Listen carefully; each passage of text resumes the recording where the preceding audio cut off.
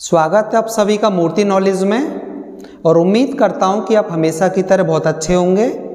और हम लोग डिस्कस कर रहे हैं सामान्य अर्थशास्त्र पर। सामान्य अर्थशास्त्र के आज हम लोग वास्तविक विज्ञान नामक टॉपिक पर डिस्कस करेंगे।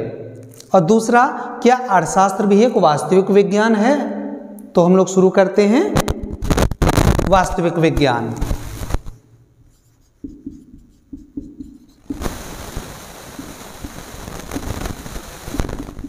वास्तविक विज्ञान, इसके अंतर्गत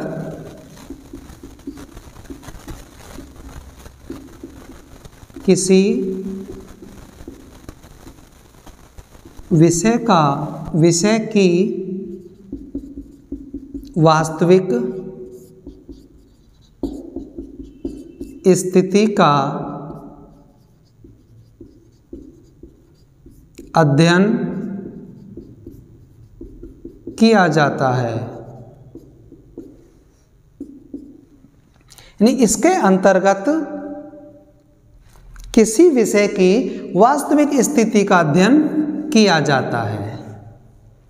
जो वास्तविक विज्ञान का जो संबंध है, जो वास्तविक विज्ञान जो अध्ययन करता है वो क्या है? वास्तविक विज्ञान केवल क्या है का अध्ययन करता है, अर्थात क्या होना चाहिए से वास्तविक विज्ञान का कोई संबंध नहीं होता है।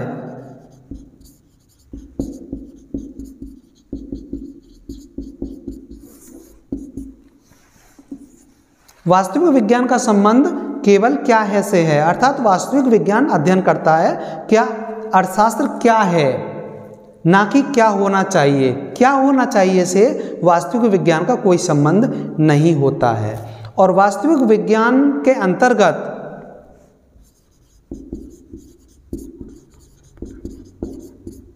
कारण और परिणाम, इन दोनों के मध्य संबंध स्थापित किया जाता है। तो वास्तविक विज्ञान से तीन बिंदु निकल के आए, तीन महत्वपूर्ण पॉइंट्स निकल के आए। पहला ये कि इसके अंतर्गत विषय की वास्तविक स्थिति का अध्ययन किया जाता है। दूसरा, वास्तविक विज्ञान का संबंध क्या है से है, क्या होना चाहिए इसे, इसका कोई लेना देना नहीं होता है। तीसरा पॉइंट, वास्तविक विज्ञान के अंतर्गत कारण और परिणाम के मध्य संबंध स्थापित किया जाता है। तो वास्तविक विज्ञान का जो टॉपिक है हमारा कंप्लीट हो चुका है। अब हम लोग डिस्कस करेंगे कि क्या अर्थशास्त्र भी एक वास्तविक विज्ञान है।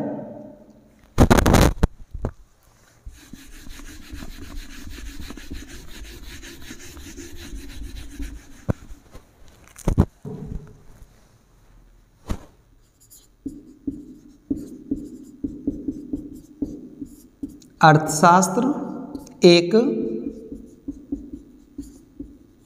वास्तविक विज्ञान के रूप में। तो यहाँ पर अब हम लोग डिस्कस करेंगे कि जो अर्थशास्त्र है वो एक वास्तविक विज्ञान है। तो यहाँ पर हम कुछ ऐसे पॉइंट्स, कुछ ऐसी विशेषताओं का उल्लेख करेंगे जिनसे ये साबित हो जाएगा कि अर्थशास्त्र एक वास्तविक विज्ञान है। पहला है,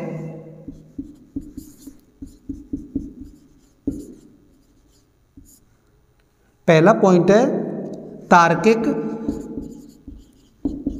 विश्लेषण के कारण अधिक निश्चितता। दूसरा पॉइंट है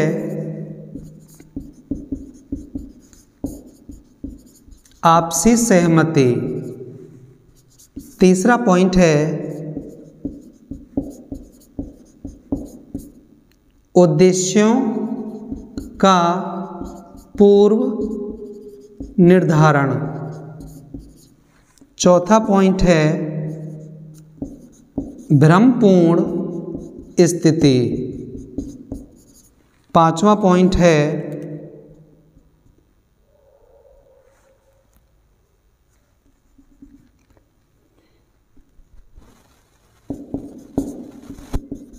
निष्पक्षता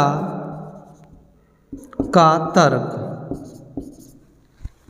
तो ये 5 ऐसे बिंदु हैं, 5 ऐसे पॉइंट्स हैं जो अर्थशास्त्र को एक वास्तविक विज्ञान की तरफ ले जाते हैं, या जो ये साबित करते हैं कि अर्थशास्त्र भी एक वास्तविक विज्ञान है।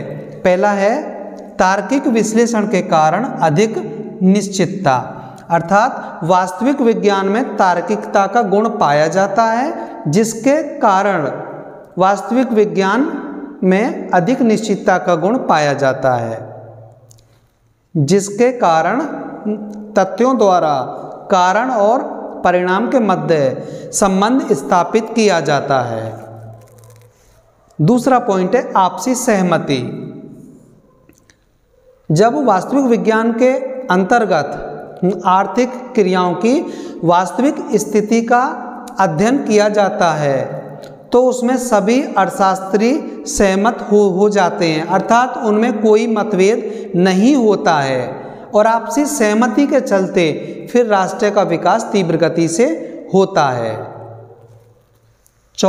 तीसरा पॉइंट उद्देश्यों का पूर्व निर्धारण, अर्थात वास्तविक विज्ञान के अंतर्गत जिन आर्थिक मानवीय क्रियाओं का अध्ययन किया जाता है उनके उद्देश्यों का निर्धारण पहले से ही कर लिया जाता है। चौथा पॉइंट है कि जब वास्तविक और आदर्श विज्ञान दोनों का अध्ययन एक साथ किया जाता है तो भ्रमपूर्ण स्थिति उत्पन्न हो जाती है, अर्थात जब वास्तविक स्थिति का अध्ययन करते हैं तो उसमें आदर्श विज्ञान को शामिल नहीं करना चाहिए, अर्थात वास्तविक विज्ञान और आदर्श विज्ञान दोनों का अध्ययन अलग अलग करना चाहिए, अन्यथा इनसे प्राप्त जो निष्कर्ष होंगे वो निश्चित रूप से भ्रमपूर्ण होंगे।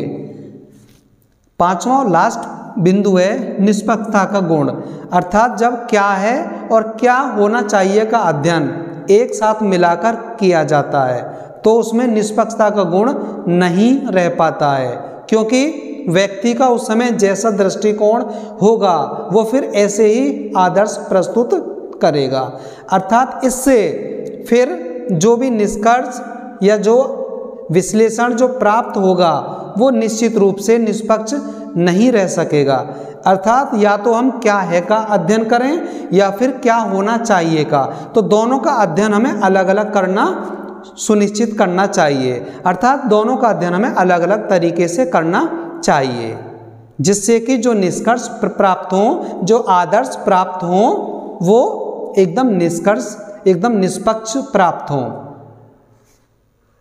तो इन बिंदुओं, इन विशेषताओं के आधार पर हम कह सकते हैं कि अर्थशास्त्र एक वास्तविक विज्ञान है। तो हमारा एक टॉपिक कंप्लीट हो गया है, उम्मीद करता हूँ अच्छे से समझ आया होगा। मिलेंगे अपनी नेक्स्ट वीडियो में आदर्श विज्ञान के साथ कि अर्थशास्त्र एक आदर्श विज्ञान के रूप में।